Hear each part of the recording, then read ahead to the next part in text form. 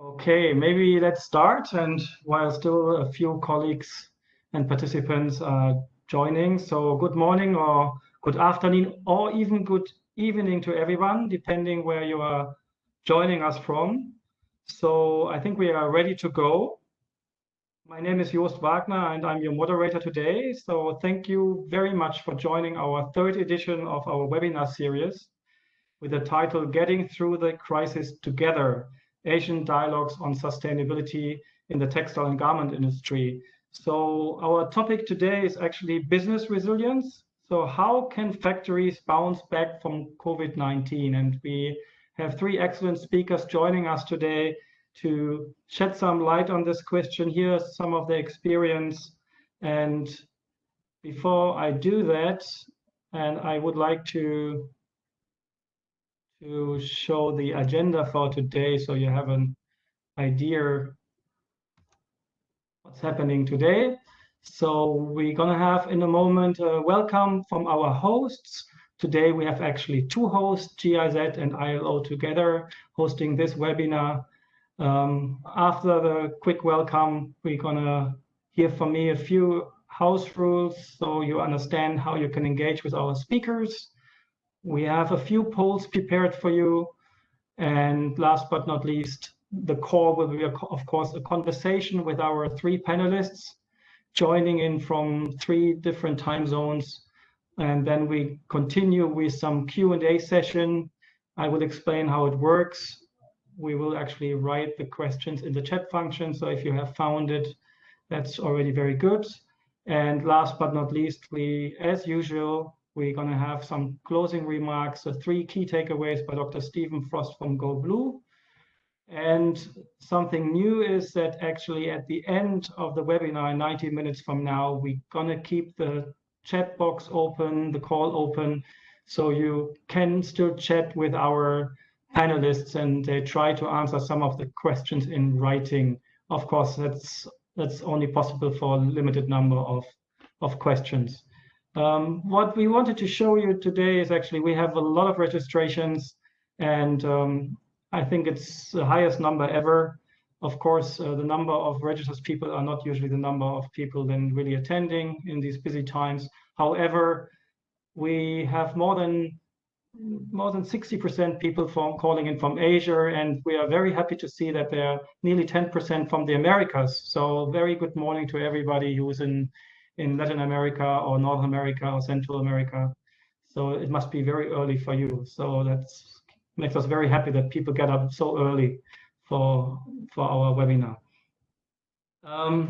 So I think before I hand over to our representative from our hosting organizations, I just wanted to say welcome for all the latecomers, and I will repeat some housekeeping rules later.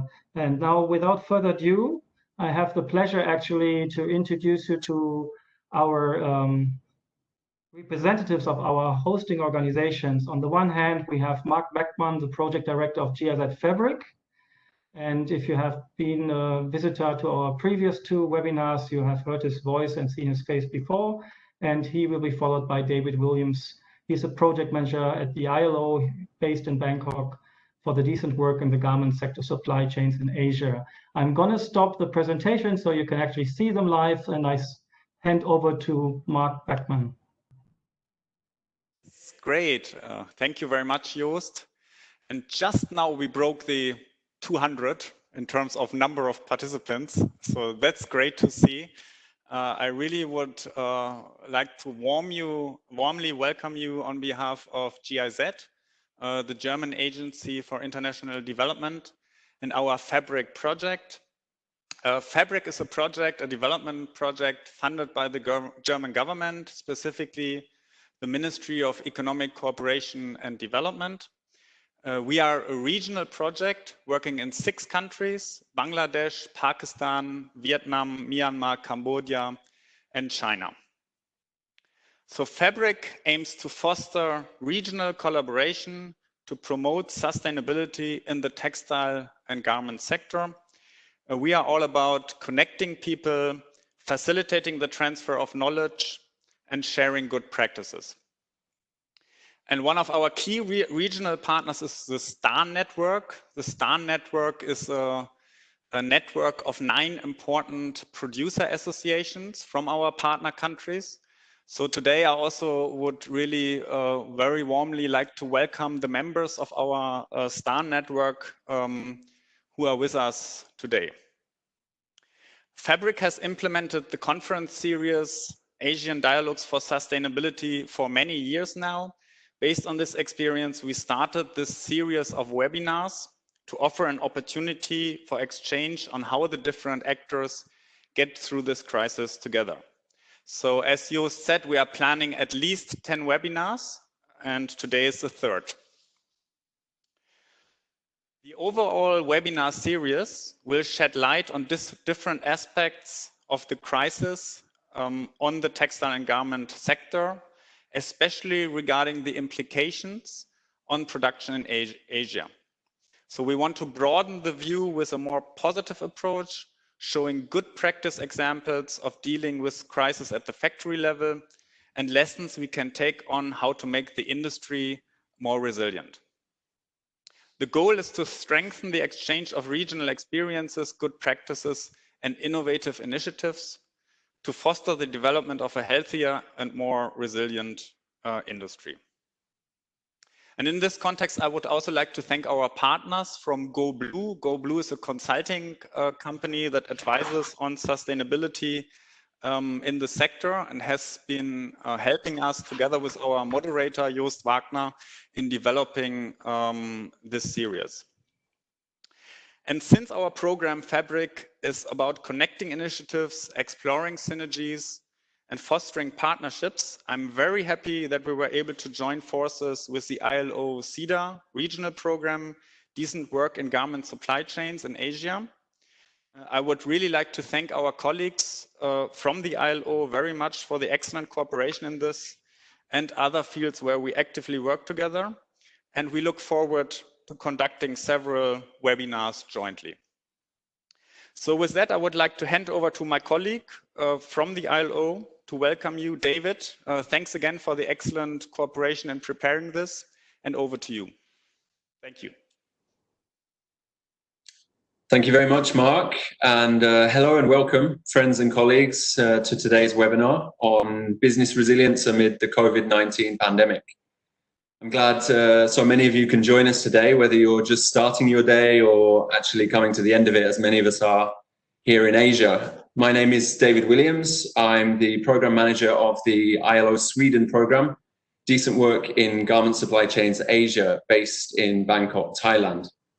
As Mark mentioned, today's event is the 3rd in the virtual series, Asian Dialogues on Sustainability, and the first to be jointly convened by the ILO as part of a growing portfolio of collaborations between our 2 agencies in the garment sector. The ILO CEDA program was launched in 2019 with the overarching goal of bringing together knowledge, insight, good practices, and tools from across the sector in Asia, and leveraging this for enhanced regional action and on-the-ground action to drive decent work and sustainability. So with a regional mandate covering South and Southeast Asia, our project focuses on 4 main areas of action: social dialogue, gender equality, productivity, and environmental sustainability. And by investing in a combination of knowledge, partnerships, learning, and practical tools and support for the industry, we aim to be a catalyst for progress towards a fairer, more inclusive, and more competitive garment sector in Asia. Which brings me neatly, I think, back to today's topic.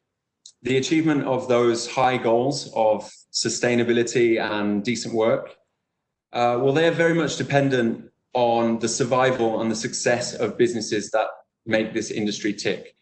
And this is why we chose the topic of business resilience, why business resilience is so important, and I guess why so many people have registered and joined us today for this webinar.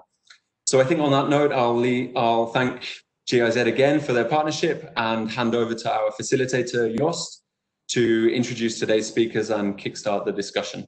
Over to you, Joost. Thank you very much, David, and also thanks to Mark. So a few housekeeping remarks. I mean, first of all, The mics are muted at all times for all attendees. Sorry about that, but the numbers are increasing every webinar, so it's not possible to let everybody speak. The webinar, however, is recorded, and I just saw a chat message. We also have recordings of the 2 previous webinars, and please contact us if you want to have access to them. So I already recording this webinar, so that means, of course, for our speakers to be aware that you are recorded the moment you speak. The 3 panelists I will introduce in a second. However, if you want to engage with our 3 panelists, then please be aware that we're using the chat. I think most of you have already figured out where the chat box is. Otherwise, you see this little button at the bottom of your screen.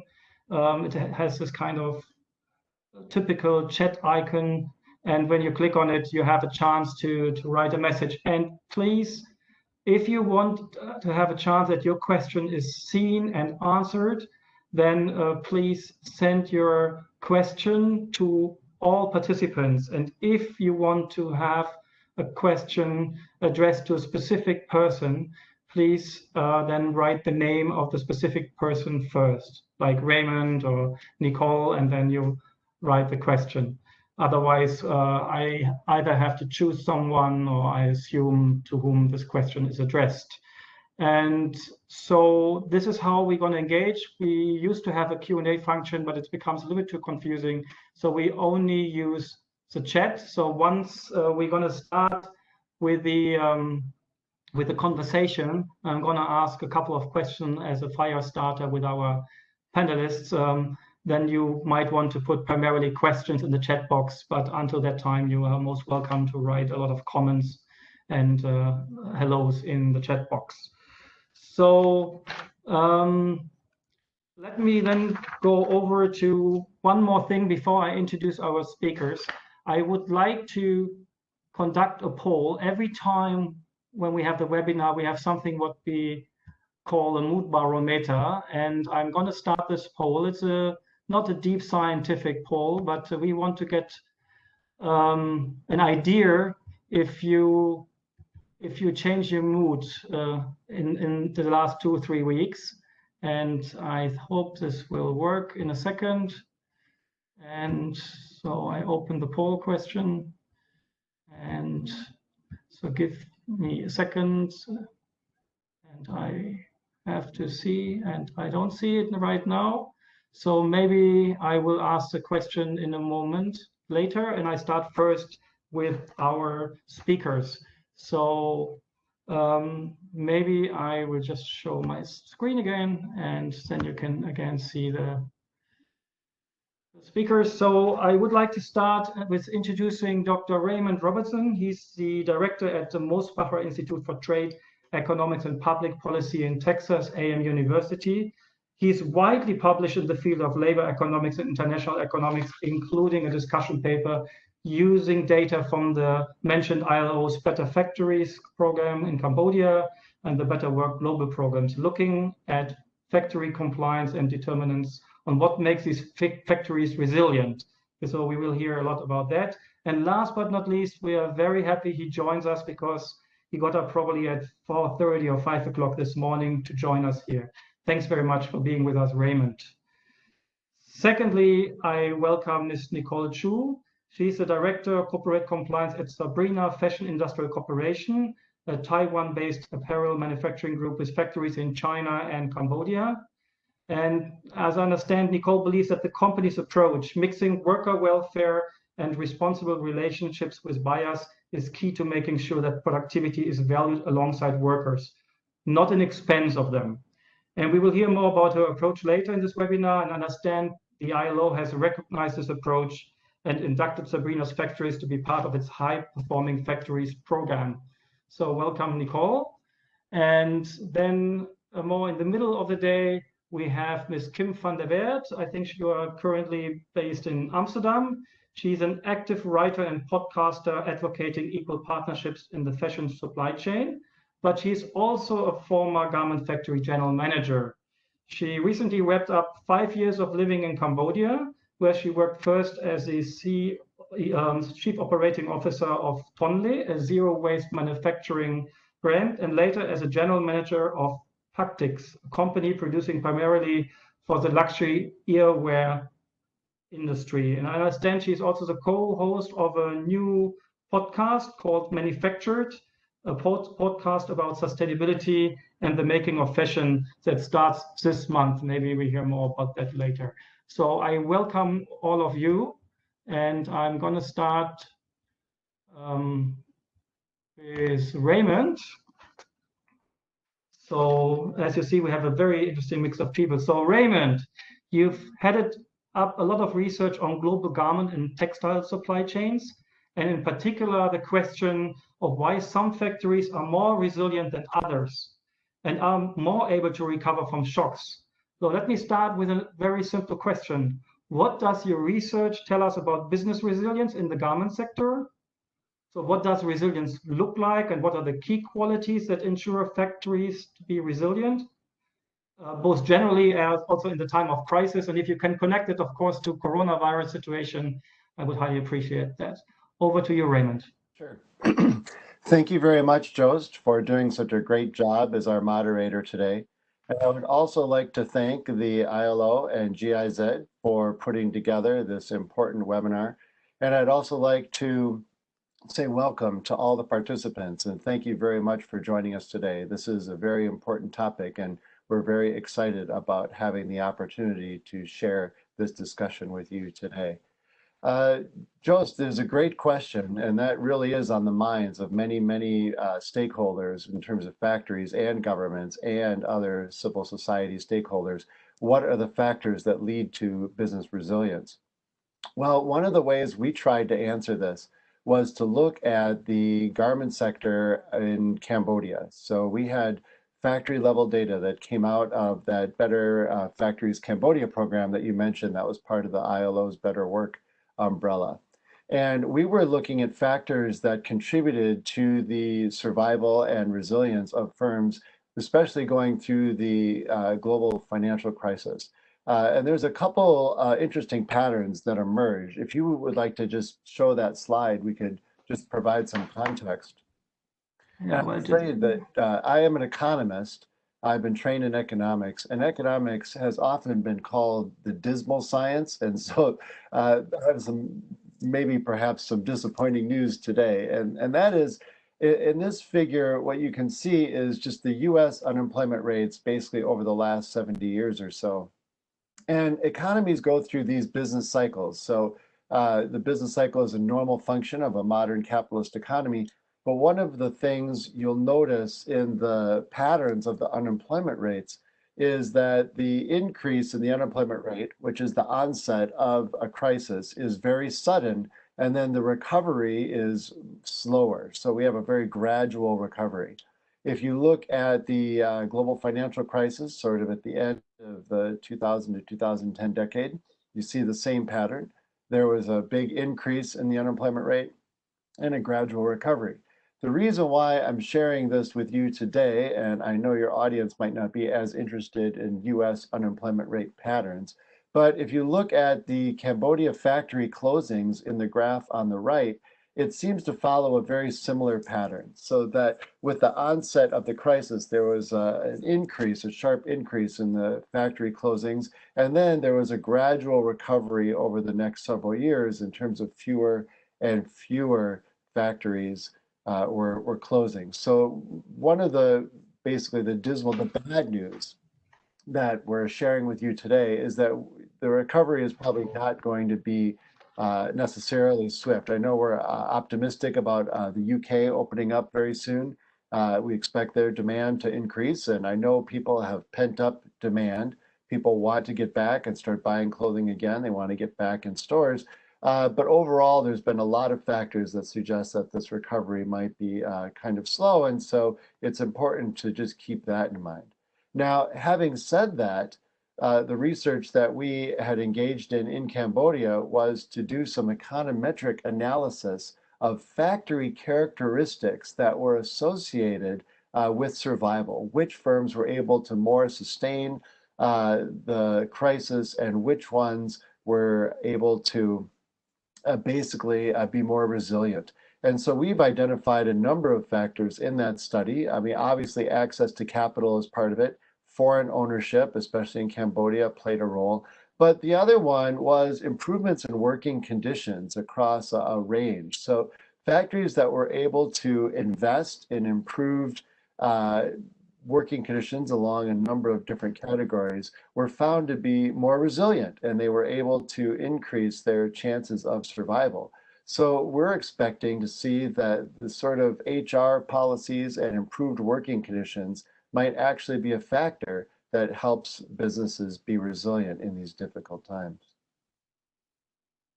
Thank you, Raymond. Let me maybe stop this screen for a second. So that's the big picture, Raymond. So I want to dig a little bit deeper. So what questions do you think a garment producer, and we have quite a number here on this call, needs to be asking themselves now? We are going to hear in a moment from some people in the industry about this, but could you summarize a little bit what you see as the main ones?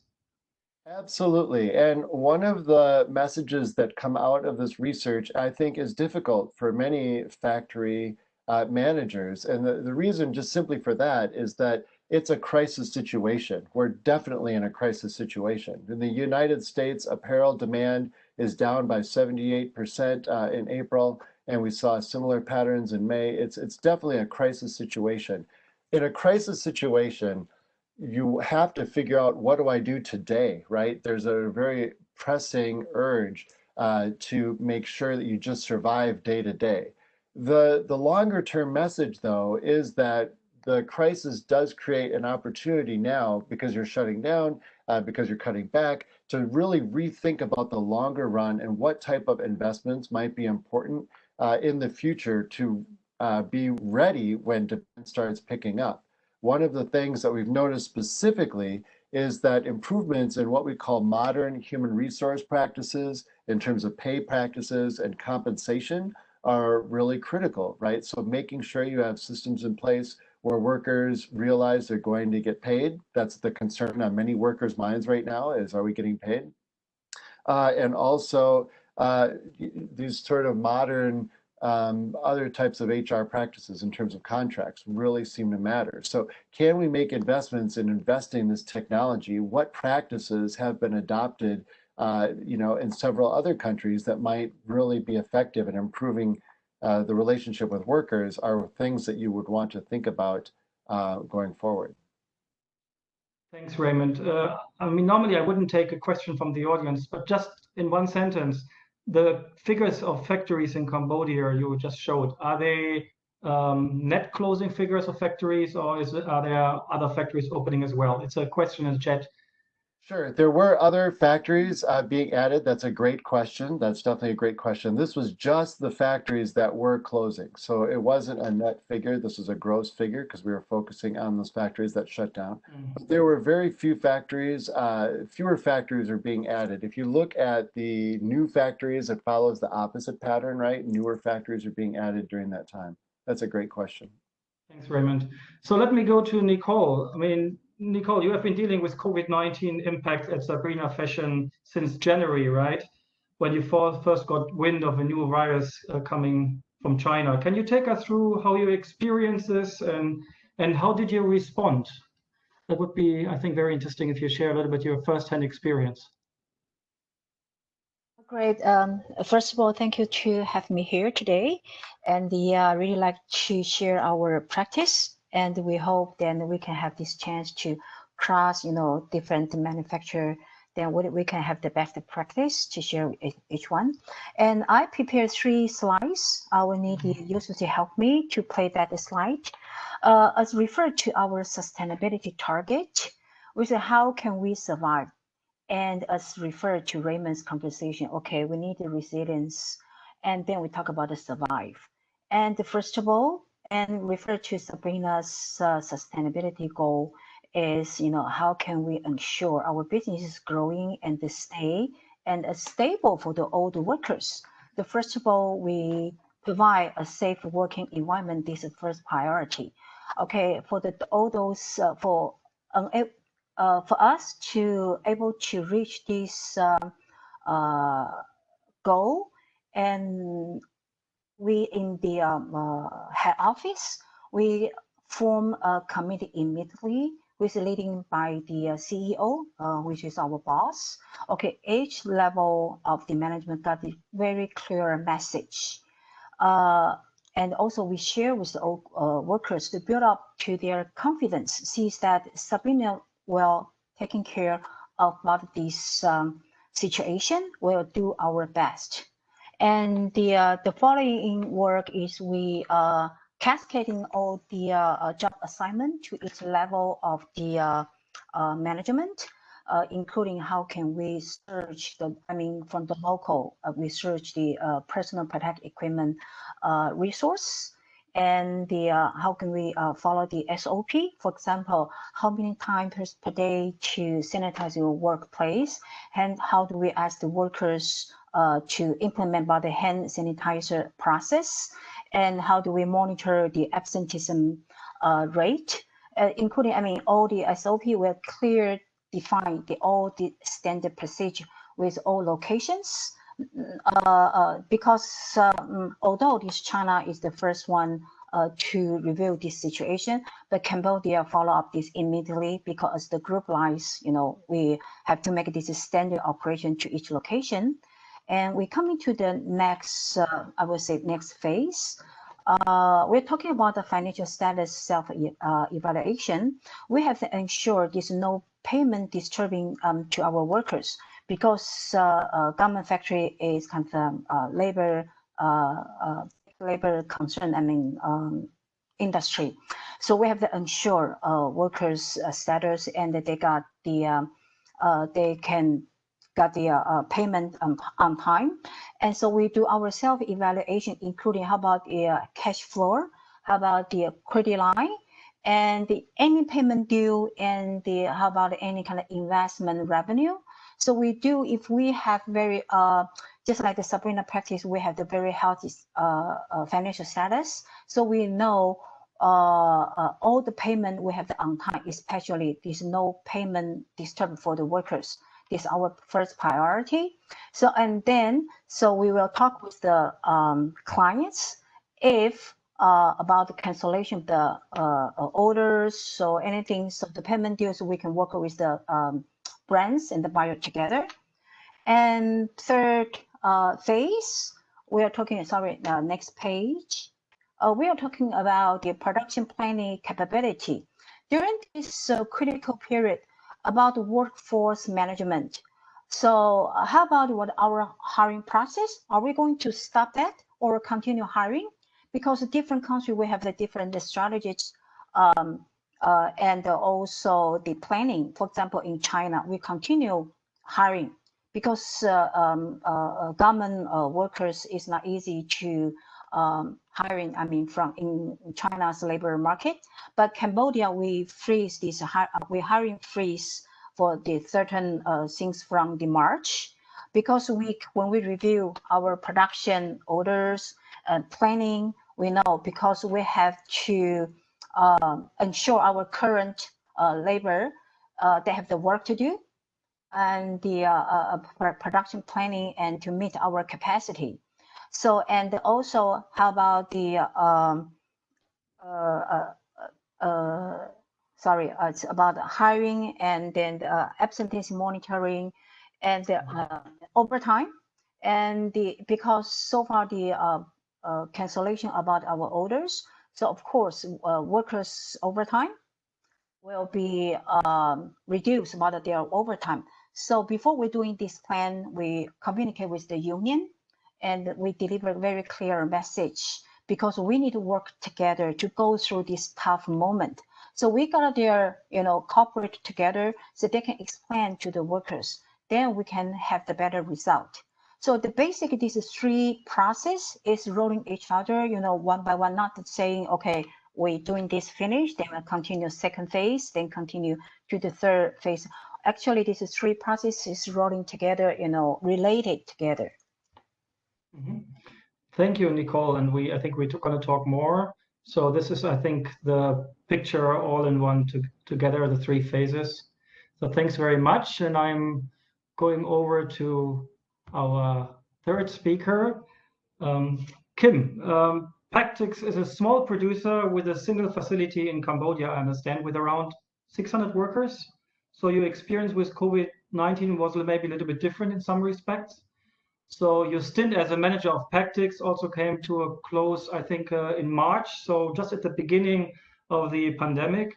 So, but you had responsibility as the virus started to take hold, and you were involved in all the strategic discussion. So, can you a little bit share how these things panned out for you, and tell us how you and of course the management at Pactix responded, and maybe are still responding? I mean, as I understand, you're still in touch, of course, with your colleagues. Over to you, Kim, and you have to unmute yourself.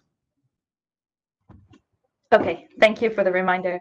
Thanks, Joost, for having me, and to the ILO and to GIZ as well, and for all the audience members for coming online at all different times of the day. Yeah, I left Pactix in March, and I'll come back a little bit later. I'll circle back a little bit later to explain my decision. But I'm still working quite closely with my colleagues there, and very happy to share the situation. You said I left at the beginning, but actually I would describe it as maybe halfway through from the manufacturer perspective, because for us things really start, at least halfway through as of today, because for us things really started at the end of December. But before I go into that, I actually want to take a couple of steps back, and I want to give some context, which I think is important to be able to explain the Pactix response. So the context I want to give has to do with the timeline. So Pactix, I think, and especially for those of you who are in the audience who maybe aren't from a manufacturing background, I think it's really important to understand this timeline, because Pactix is not unique in its situation. But in a nutshell, we have to purchase the raw materials that we use during our production at least 6 months before we receive any payment. And I want to break that down into a little bit more detail. So we place orders with our raw material suppliers. We give them 1 month of lead time, and they produce for us based on a forecast. And that forecast is, let's say, an estimation of what our sales will be that we get from our brands, from the customers that we work with. And it's not committed.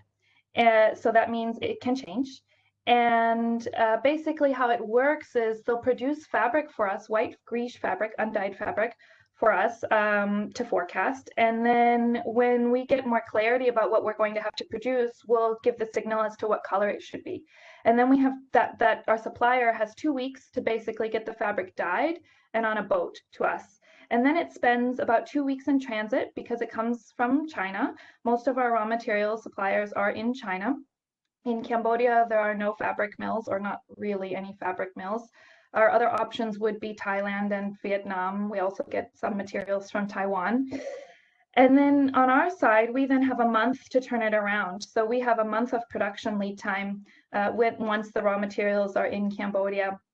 And once we finish that, then it spends a month in transit getting to its destination, whether that is in the United States or somewhere else in North America or Europe or wherever that might be. But let's say it's a month to get to destination. Now, some of the biggest customers, brands that Pactix works with,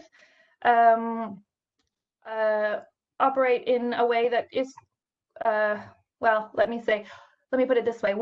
This isn't true of all of our customers, but with a lot of our major customers, this is how it works. Once the goods arrive at destination, they're put in a warehouse, which Pactix owns. So at that moment, those goods still belong to Pactix. And our customers are allowed to call off the goods for a 3-month period. And once those goods are called off, that's when the ownership is transferred and when we can invoice. So that's why I say it's at least 6 months before we see any payment. And our raw material suppliers, by the way, we pay a month after we receive the goods. And the reason I want to give this context is because I think it's really important to understand that as a rule, manufacturers assume all of the financial risk in the fashion, or quite a lot of the financial risk in the fashion supply chain. And this was already quite a precarious and vulnerable situation even before COVID. And I want to connect this a little bit to something that Raymond said, which was about unstable market demand. he said that, you know, in April, the demand in the United States went down by 78%. I mean, that's huge. But unstable market demand is inherent to the fashion industry. It's a fickle business. Sometimes people want things and sometimes they don't. Sometimes they like a product and sometimes they don't. Sometimes they want more, sometimes they want less. And so unstable market demand really is a fact of life in this industry.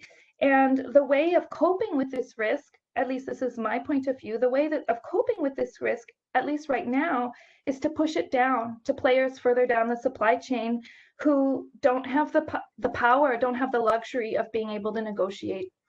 And especially, I think that's especially true in the case of smaller and medium-sized factories like Pactix. And I want to take this one step further. I want to, so you mentioned I'm starting a podcast, and it just launched today, actually. You can, well, it's a soft launch, let's call it. It'll be on all streaming platforms in 2 weeks, but you can listen to our first episode on manufacturedpodcast.com.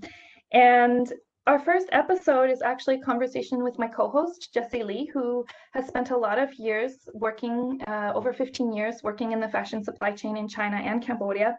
And our first episode is about her time with third-party inspection companies. And I want to share a little bit about this because it's going to help me to make another point, which is related to your question.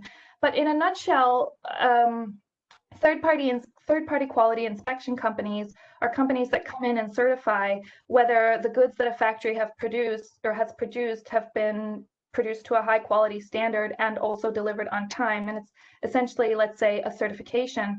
And the problem is that our customer brand sales performance will often be linked to factory performance. So in other words, brands will have, let's say, a really good season or a really bad season. And if the sales are bad in a given season and the results of a third-party quality inspection report are not great, well, that third-quality inspection report has the potential to be weaponized against the factory and to be used as a reason to request discounts or to impose penalties. So in other words, there's a link made between factory performance and sales performance on the part of the brands. And so the reason I want to bring up this example is because I think there's been a lot of outrage about canceled orders in the face of global pandemic, and as there should be, because it is a really dire situation. But I think it's really important to highlight that not paying for goods that have already been produced is nothing new in the fashion industry. This is business as usual. And yes, this is a more extreme iteration of business as usual, but it's still business as usual. And I think that that's really important context to have, because then when you lob a global pandemic, it just makes everything worse. And so I want to return for a minute to the unstable market demand, because effectively for a company like Pactix, like our revenue, you can think of it like a faucet.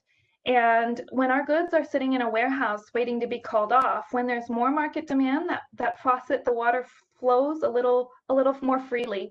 And when there's contractions in that market demand, our revenue is a little tighter. And so, you know, we are already quite vulnerable to those fluctuations. And what happens when you have a global pandemic and demand drops by 70%, 78%, well, that faucet is effectively turned off overnight and your revenue is gone. And so, you know, and I think the flip side of that, I said that for us, this crisis really started in January, is that faucet getting turned off happened in March. But from January already, we were struggling to fill orders because we couldn't get any of our raw materials. So our cash position was already incredibly tight because we couldn't get orders out. We couldn't get goods into those warehouses. And so it's kind of like a really bad sandwich that we were stuck in the middle of, because for the first few months of the year, we couldn't get orders out and we were struggling to get money coming in. And then we finally got our raw materials and then the orders dried up. And so, you know, so what do you do in that situation? Well, to be honest, it's not, you don't have a lot of options, right? You either have to find ways of increasing your revenue or you cut your costs. Mm-hmm. And so in the immediate term, what Pactix did is, yeah, we had reduced hours.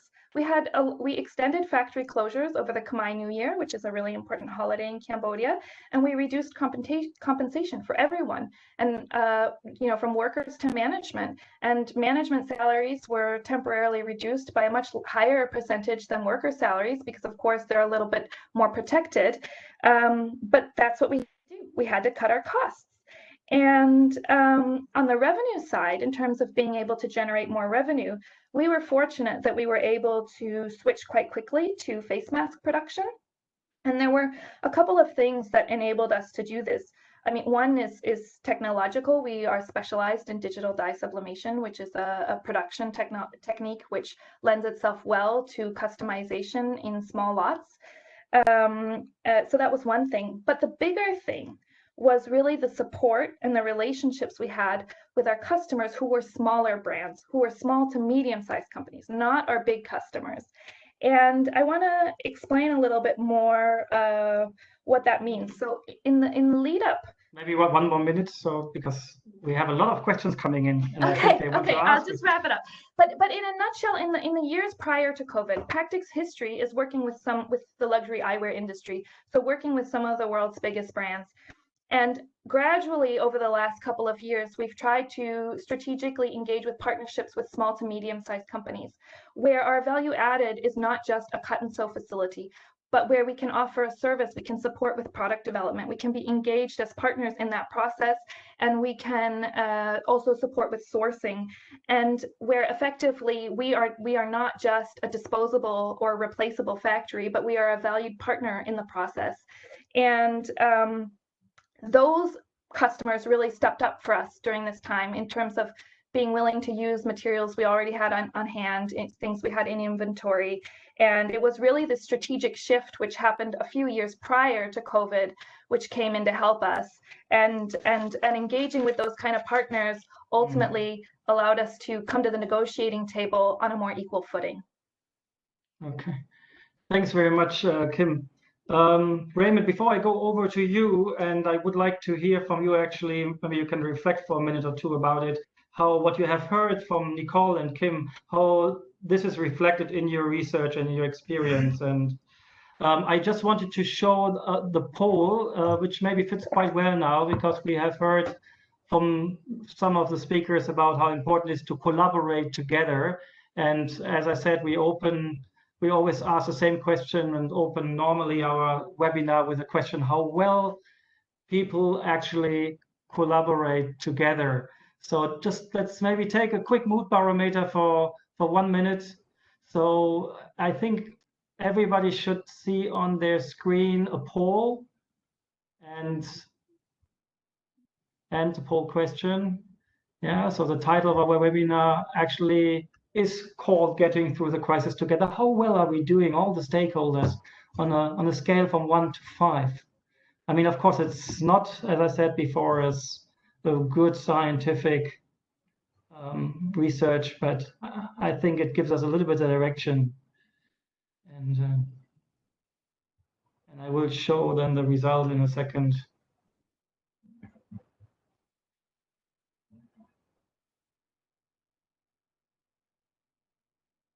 Okay, so now I have to, okay, I think most people will have it. So I will close the poll in 10 seconds. And then, okay, actually automatically you'll get another 20. And then we will see the results. And then I will actually see what Raymond has to say about his research. Doesn't really correspond to what he just heard. So I will share the poll results, and I hope I can see them. I think you see them more nicer on your screen than I see them on my hosting screen. And so I think there is area for improvement. I think that's not surprising. 145 people have responded. I think we have to work better together, I think. So hopefully this webinar series will help a little bit to that one. Okay, so I now want to go to Raymond. Raymond, I mean, COVID-19 is clearly a significant shock when we're talking about resilience, but I wonder if you heard anything now that resonates with your previous research. Are we hearing something new, or you're not surprised at all? Well, I'm very encouraged to see the comments of both Nicole and Kim. I thought you did a great job bringing in two outstanding panelists because they focus on the kind of the short run crisis of having to deal with safety issues. You can't have a viable factory without really dealing with those safety issues. And that's absolutely critical. And dealing with the financial thing, the financial checkup that both Nicole and Kim talked about is absolutely critical. So finding partners that will help you with the financial situation, whether or not it's a global development agency, the World Bank or the ILO or some other one of your buyers, might also, if you have a good relationship, I think that's absolutely critical. The other thing I would really like to highlight that does resonate with my own research is Kim's focus on what we would call in academia as moving up the value chain, right? It's value upgrading. And I think that's a really excellent lesson for many of the struggling businesses now, is figuring out not how you can survive doing what you have been doing, but how can you add value? That is absolutely critical. And the point that I would like to add to that, which I think is important that wasn't mentioned, is that a lot of the demand in the United States, right, that 78% decline was decline in retail sales, especially in stores. And stores, the retail outlet stores had already been facing a lot of difficulty going into January and February before the onset of the COVID crisis. And so there's already a real shakeup happening. So what is the solution for the small and medium-sized factories? Well, you can take advantage of your size and that flexibility that even Kim had mentioned, right? In being able to do more customized orders, do more direct marketing, and then find these smaller firms in the United States, especially web-based type of retail, online retail, that would allow you to sell more customized things more quickly, because that seems to be coming out as the future of retail, right? We don't expect a lot of these big box stores to open again now that they've been closed. So where people still had money in the United States, right? It wasn't that they didn't have money initially, it's that they didn't go to stores. And so they turned online. So Amazon was doing very well. Amazon was hiring 1,000 more people. They were increasing hiring. So how can small and medium-sized businesses in South Asia, Pakistan, Bangladesh, Cambodia, Myanmar, how can you tap into those online sales as a way to rethink your business model and add value? I think that's absolutely critical. Thanks, Raymond. Nicole, Sabrina is a relatively large company with close strategic relations with some of the biggest brands.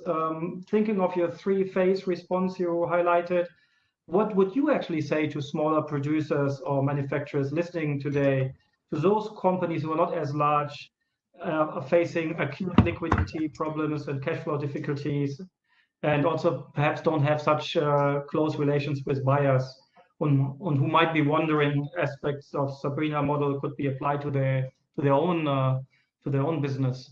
So can you maybe share some thoughts on that difficult question? Sure. During this pandemic period, though, and the Sabrina also to facing this kind of a challenge too as well. And I will say that the product diversity is very important, though. For example, and also the management agility. For example, in China, okay, since that this virus incident happened, though, so we switched that the China market to the local brand immediately. But why? How is Sabrina can swift that quickly? Just because Sabrina, we have the reputation, we have the name already. People come to us, and since the the American and the European market, because the all the logistic issue, so we can turn to the local market immediately and very quickly. So we talk about not only for the sustainability, because sustainability is a big scope. So we can cover about we can think about what is your culture, your key product for your whole company. If you for this time you can understand what is your financial pressures from where, from because your cash or from the payment due. So this is about a time to evaluate yourself. And for ourselves, that we understand, because Cambodia is our biggest capacity in our Sabrina group, and we have almost 12,000 workers in Cambodia. So we know Cambodia is our major capacity and workforce force management there. So it's very important though to open communication with the union and with the workers. And it doesn't matter about your big firm or your big manufacturer or your smaller enterprise, even though you only have the 100 or 200 workers, to ensure you have this transparent communication with the workers. They'll be understand, because so far currently in Cambodia, we read the news about the 130 manufacturers be shut down. So people, the workers there, they all got a panic too. So how can we make this our workforce stable, and to let them understand once this market rebounds, then we can move on. Okay, Kim, in not longer than 1.5 minutes, because I want to engage our audience. They are throwing a lot of questions at you. So, so what would you say to other smaller players in the industry concerned about how to survive COVID-19, and also maybe looking further ahead, maybe some 2-3 golden nuggets, and then I would like to open the floor for the colleagues. Sure. I guess what I would say is, for me, part of the solution to making this industry more sustainable is really about equal partnership. Equal partnership is integral to being able to go forward. And, on the supplier side, something that I think we can do to push for equal partnership. If there's anything positive that comes out of COVID, is that there's so many suppliers that are hitting rock bottom, that feel they have nothing left to lose, and so are coming out and sharing their stories. And so I think an immediate thing that suppliers can do, and consumers need to hear from suppliers, is we need to come out and we need to share our stories. And that's actually why I left my job as general manager at Pactix, because I just felt a responsibility that people needed to hear these voices. And these voices are silent, and I know there's a lot of fear, and that's understandable, but we need to work together. And we need to come forward and we need to work together, because a lot of times now, especially small to medium players, we're pitted against one another. And we actually have the same interests. And there's a lot of scope for collaboration among suppliers. And I think I wanted to remind you to put your podcast link into the chat. There was already one person asking, so don't miss the opportunity to speak to a couple of hundred people. So before, I'm gonna ask everybody to give us a 1-minute outlook into the future. How do you see the industry in a year from now? I want to ask all our participants, sorry guys, but I think a very interesting poll we developed actually also with the help of Professor Raymond. We have 3 questions for you, and I would like you to take a look, so we really get a feel. This is kind of what maybe Chamber of Commerce often do, have also an outlook to the future, an opinion poll, and I think it will be quite valuable for many of us to see the results. So during the 2008 financial crisis, we went back to the pre-crisis times very fast. So now, what about the COVID crisis? Is the future of the industry, how it will be in the next 1 or 2 years? Of course, it's probably more gut feeling sometimes. And then we have 2 more questions, and the next 2 questions you actually have multiple choice. Maybe you choose 1 or 2 so that we see maybe some patterns. You don't have to click all the options. And it would be great if you help us to get a feel, and I hope I can display all the results in one go. And then I will ask Nicole, Raymond, and Kim your 1-minute take on the future. How do you see the industry in 1 year from now? And then I will definitely go into all the questions, as many as possible, for the next half an hour or 25 minutes. And please do not forget, if you have a little bit of time, you can even stay longer and chat with our panelists. So let's maybe not the most easy questions.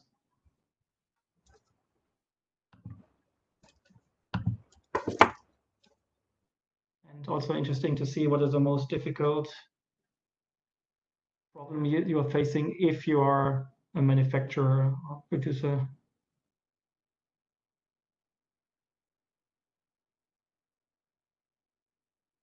Okay, I'm gonna give it another 20 seconds just for the sake of time. I know we are very demanding. And I close the poll.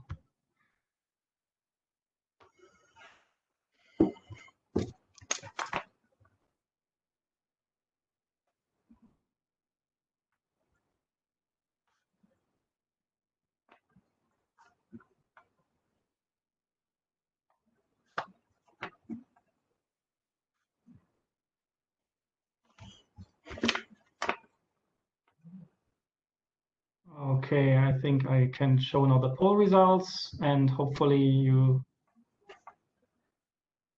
again, I'm not really sure how you see the poll results. I see them in a small window.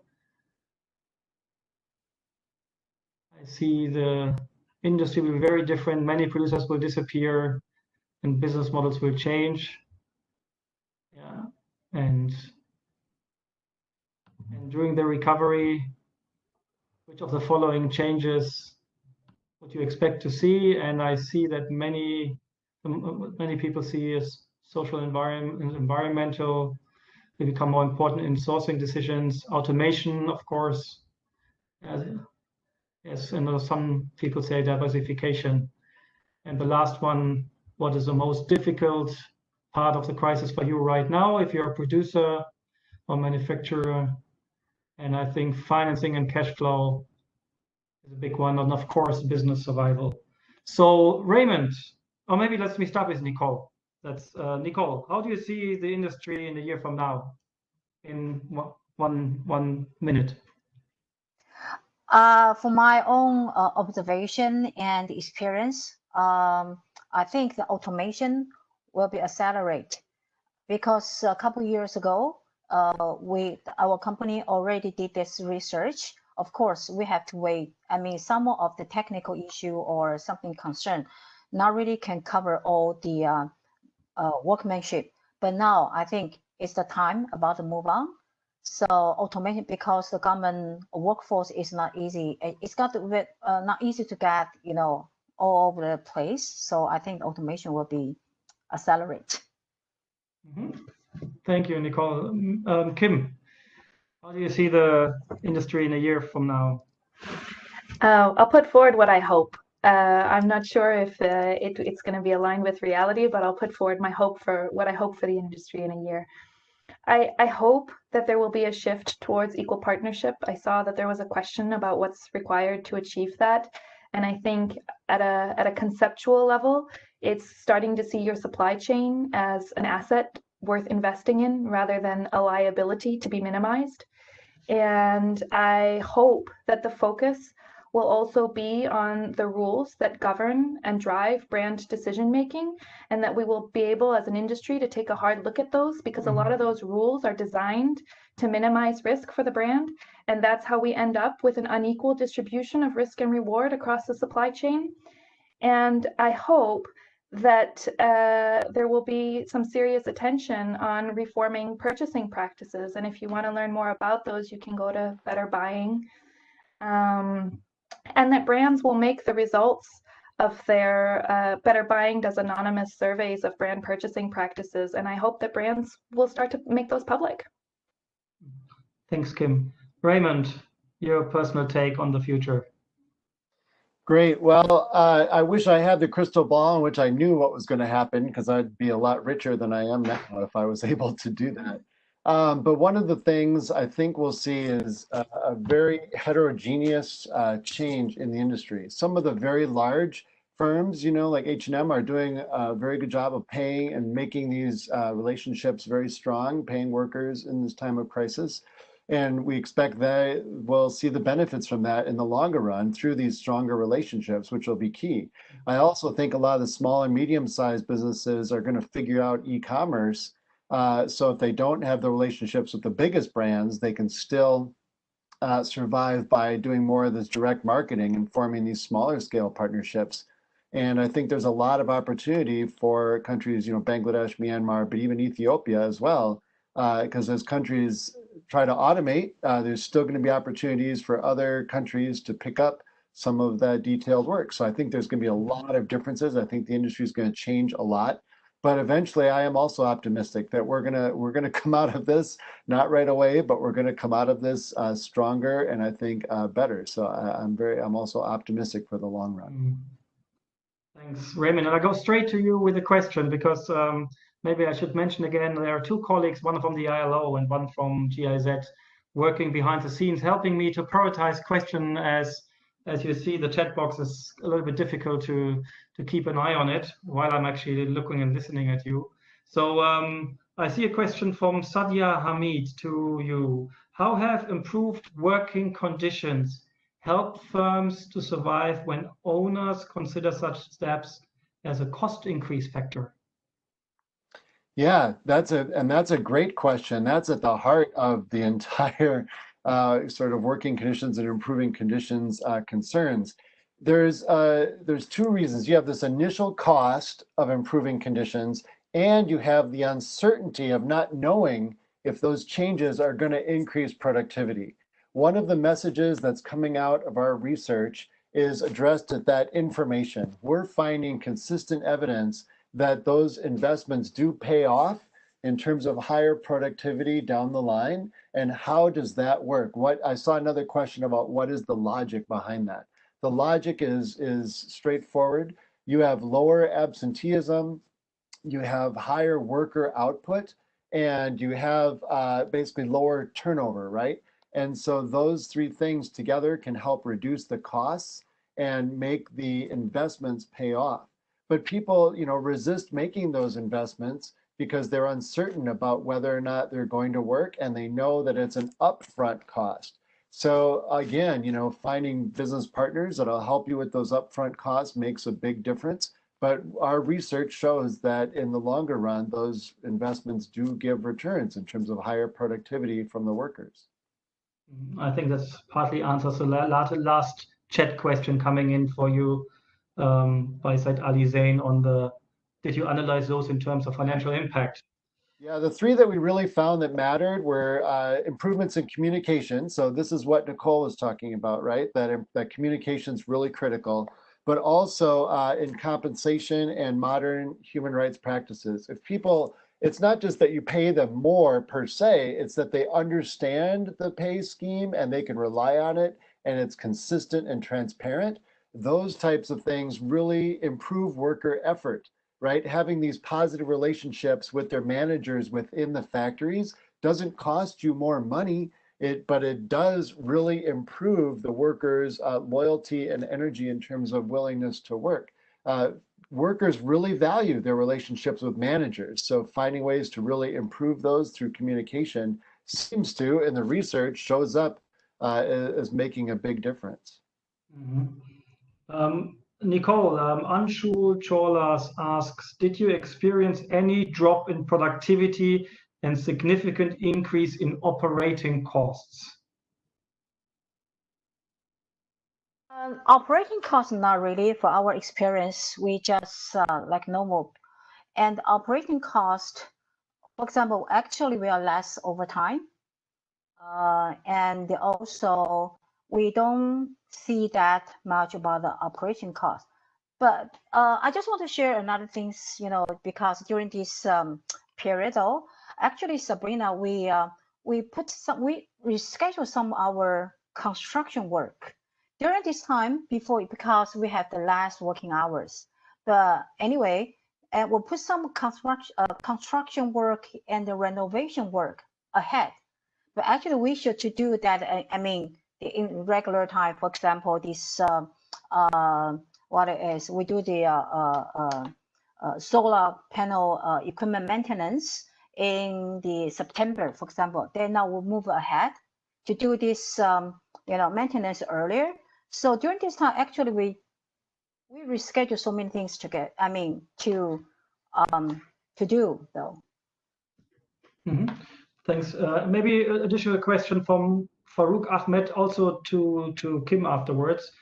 The main challenge now for the garment exporters is lack of demand of consumers in the international market. I think we heard from Raymond some ideas for consumer demand already online. What is your experience how to enhance demand? And the same question, maybe short answers, please, of course, from both of you. How to enhance demand in your opinion?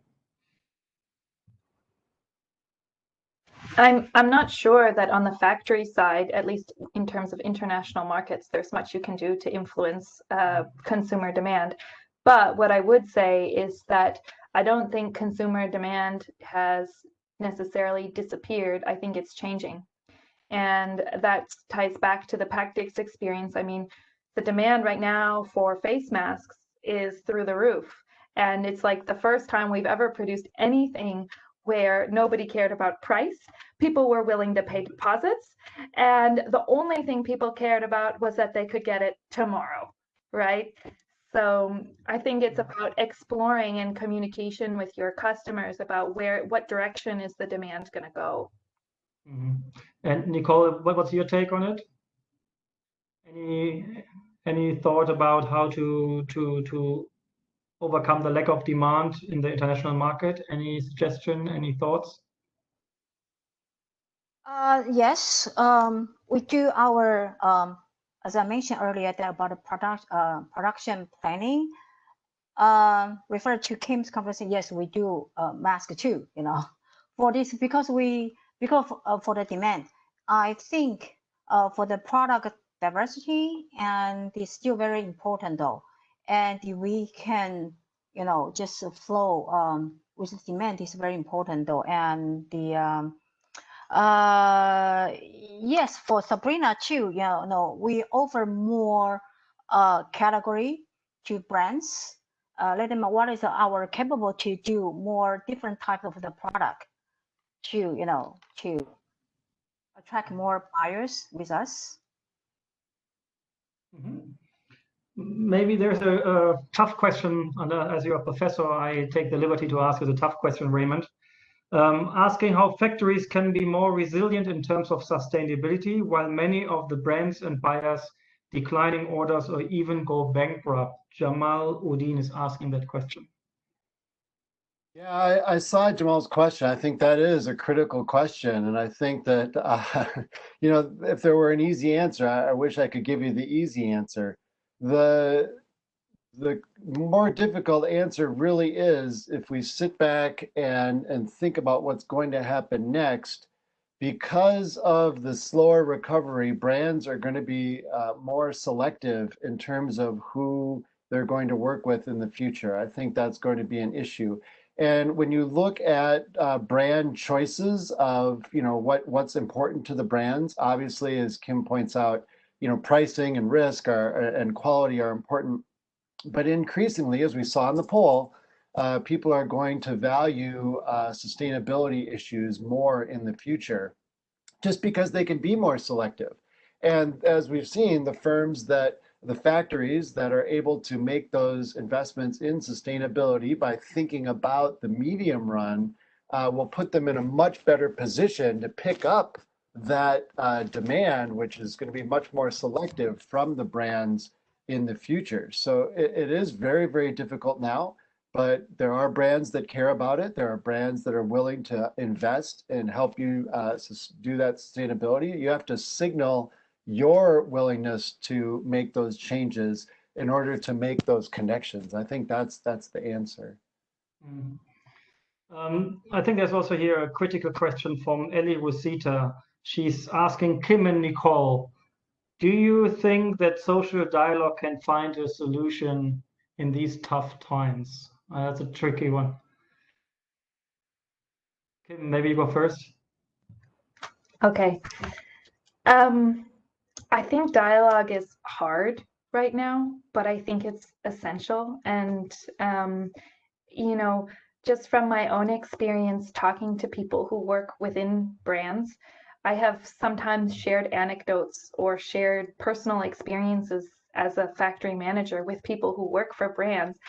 And I've been so surprised at the reaction. Like, you know, I told that it doesn't seem like even people working within these brands really understand the consequences of their actions on their partners further down the supply chain.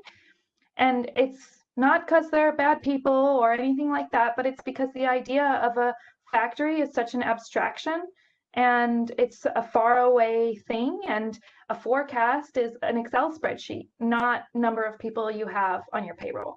And so I think, and consumers too often don't realize that brands aren't the ones producing these clothes. And so I think that dialogue and raising awareness about how does this industry really work within the industry and beyond is essential. And Nicole, do you think social dialogue can find a solution in these tough times, or has it? It's very hard to say find a solution, but I think we can see this in progress because such social dialogue. Okay, we have this collaboration with the government because we follow their guidelines for this specific moment, and also how do we talk with the brand? Because as the Sabrina experienced that you know we talk with our social dialogue with the stakeholder as the sustainability is not only for kind of okay, we can see kind of solar energy. It's kind of a service topic. We talk about the inside of management style. We talk about, okay, how can we make more kind of, for example, talent management. We talk about the talent, we're talking about the sustainability. We talk about the succession plan. And we can, how as we define as the sustainability, how can we make this conversation with the brands? I think we can say we can turn this tough time as the opportunities to make a conversation with the brands, with the buyers, with the trade union. That we've been through this process, and I think as long as we try to open our communication and share our best practice to see we are really want to go this business going, you know, to sustain our business, and we like to go in our business in a healthy way. So we need to work together. Yeah, Saeed Salman Masood actually had a question to you, Raymond, and to you, Kim, about what may be the role of Employers Federation and other stakeholders in these difficult times. So maybe a quick thought maybe about the role of Employers Federation. And Raymond, maybe you go first. Yeah, I think the employers' federations are very important advocates for their industries, and they've been playing a very critical role as stakeholders. It's going to be important for them to continue to advocate for their factories and try to really build that bridge with the buyers, you know, to try and balance out these sustainability versus price and quality concerns. I think the role of the employer federations are really critical. To, as Kim was saying, right, to get those voices out. I think that's important. Yeah, I mean, I can only speak for the Cambodian context because that's where I have experience. But my experience with the garment or let's say employer federations in Cambodia was that it was very much focused on supporting factories with legal compliance within Cambodia, especially because a lot of factories in Cambodia are foreign owned. And that's an important part of the picture, of course, but I'd love to see their remit expanded. And I just want to revert back quickly to the previous question about dialogue, because the one point I would really like to add to that is that I think that in terms of encouraging dialogue and making that possible, so there's a lot of fear from the supplier side of being, you know, saying the wrong thing and having their orders whisked away.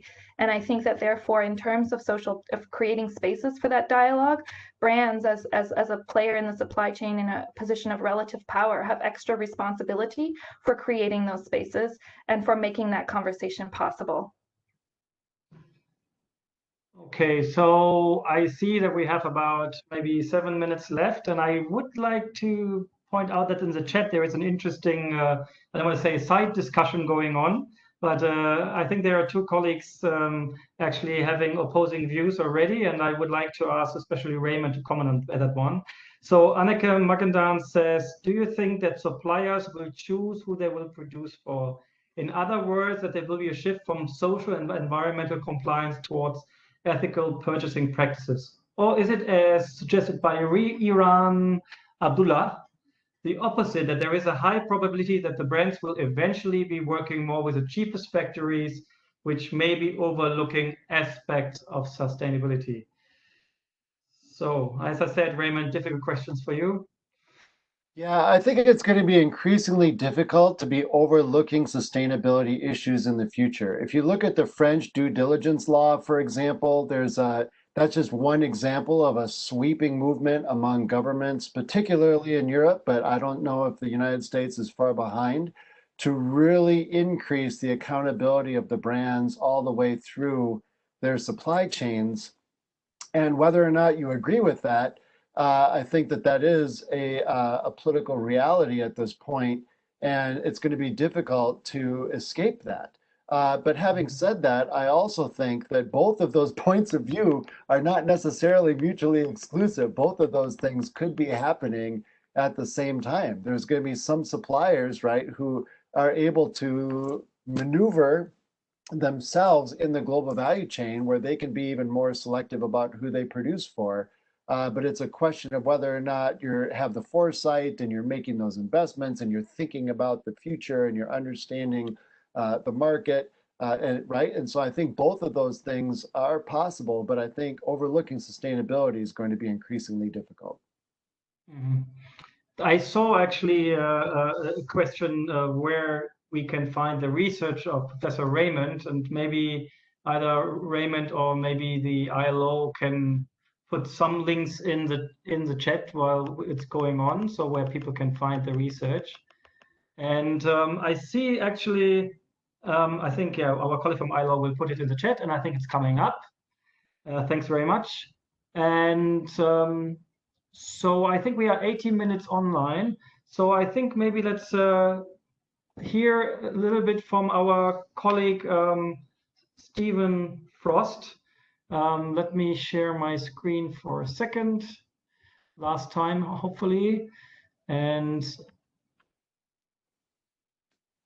I mean, Dr. Stephen Frost has become our mastermind in summarizing some key takeaways, because he's not only an excellent expert also on the fashion and garment industry. He's the editor of the Fashion Sustainability Week in Review, an excellent newsletter, and a director at GoBlue, but and a professor at a university in Hong Kong.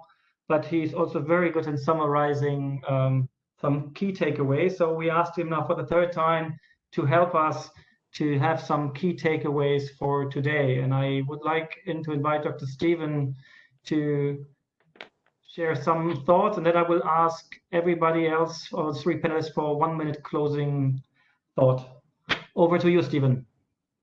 Thanks, Joost. Well, there's a lot here. Picking out three things is very difficult. I'm going to talk about two things briefly, and then I'm going to talk about the third one a little bit in greater detail. I think the first thing I heard here was about communication, whether it's social dialogue, whether it's with workers, whether it's with brands, whether it's industry federations, et cetera, et cetera. And I think that's something that we've been talking about in sustainability for many years. And hopefully the pandemic can push that forward. And I see some optimism there. The second thing I want to pull out is something that Kim talked about, which was when she started talking about voices that are not heard, for the voice of the supplier, for the voice of the producer to be heard, and most importantly for those producers to be able to work together. That's something I've been talking about for many years, but hopefully once again with the pandemic, this might push us in the direction for that. And I thought both of those things are related to communication, but I saw them as two sort of subsets of that. the third thing, which I want to just spend a little bit more time on, is something that everyone talked about, but which Raymond classified as moving up the value chain, which is how economists or academics talk about companies being able to play a greater role than simply producing something for someone, but being involved in the product development. Now, I'm involved in doing stuff in the fashion industry now, but for many years I wasn't.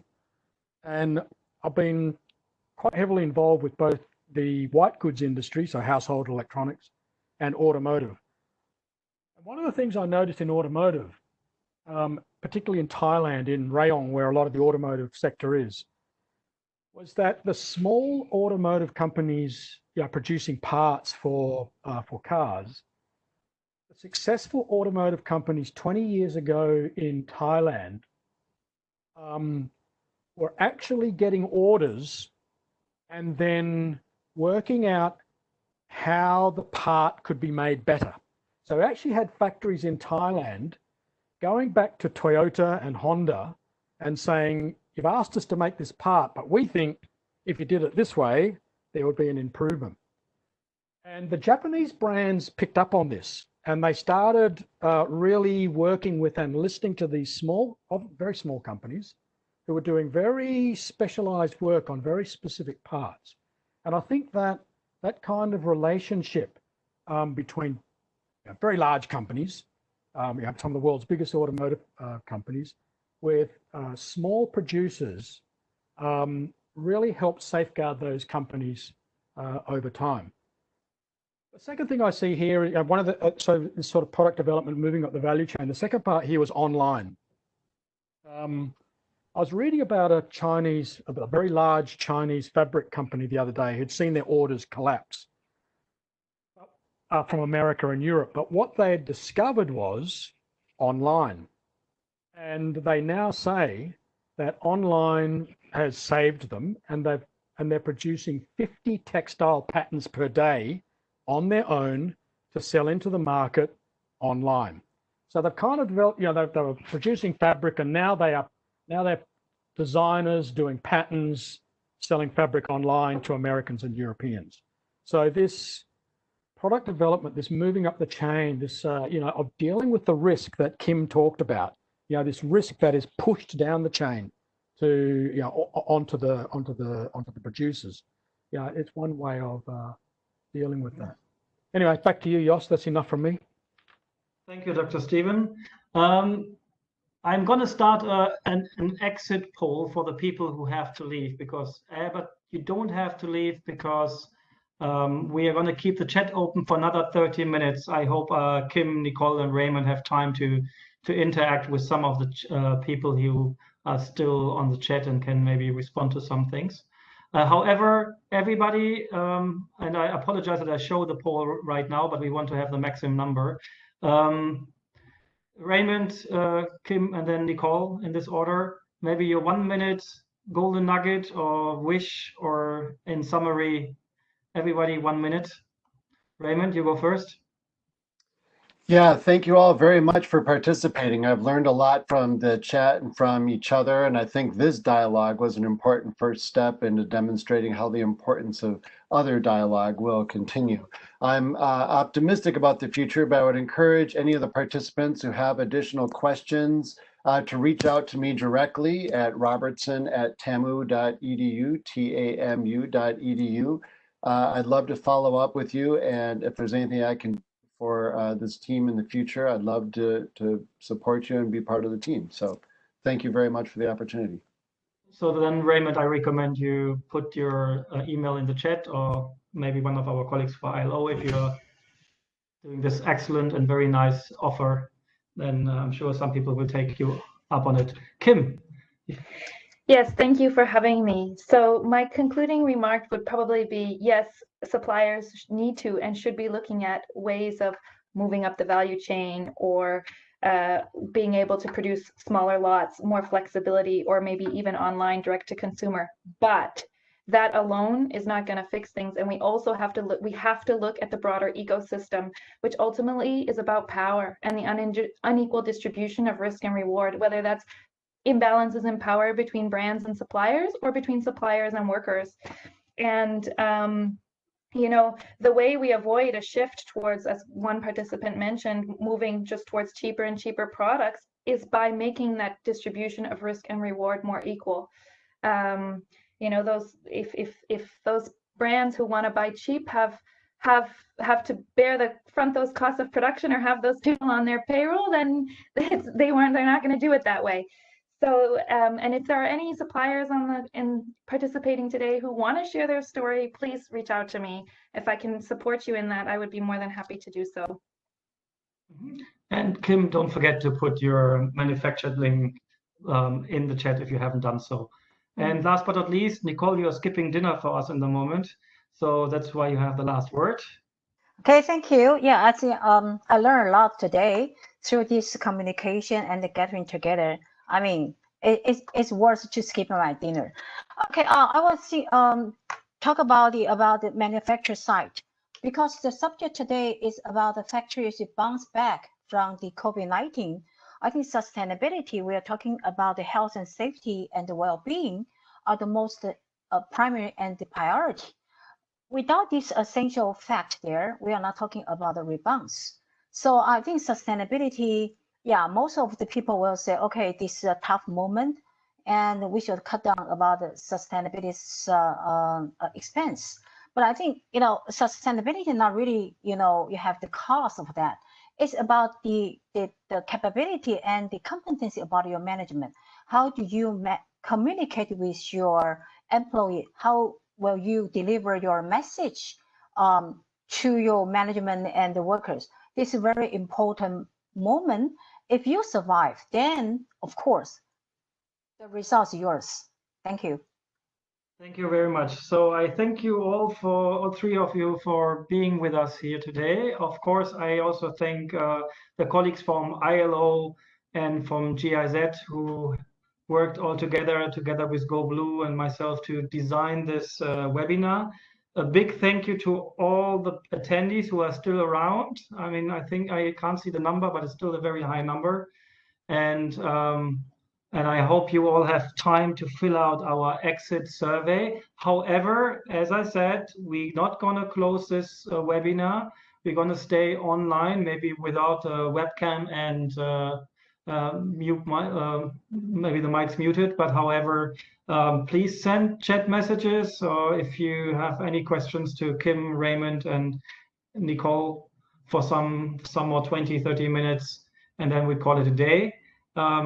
So I wish you a good morning, a good afternoon, a good evening, wherever you are. Stay healthy, stay safe, and please fill out the exit sales survey in case you have to leave us. Last but not least, I would like to show one announcement, and I'm sure we have many ways to reach you, but the next webinar is coming up. It's on Tuesday, June 16, 2020. And I promise you it will be a very interesting one. We're talking about sustainability, how to stay on course during COVID-19. And we do that in collaboration with a Sustainable Apparel Coalition. So we're going to have, again, 3 very interesting guests. And stay in touch with us. And hopefully we will reach you via the channels how we reached you last time. And if you have colleagues and friends who are interested in this, in the future of the fashion and garment industry in COVID times and post-COVID times, so please forward our flyers to them. So have a good evening and hope to see you again in 2 weeks from now. Have a good night or good day. So, and I keep the poll open for a moment, and the chat is open, and let's have a kind of post party. And I will also stop the recording if this is okay by my colleagues. Special thank you to Alexandra and Aaron Goldman from ILO who helped me to prioritize the question. And of course, we are going to send the recording on the usual channels to everybody in a few days from now. We just have to edit a little bit. So I close the recording right now.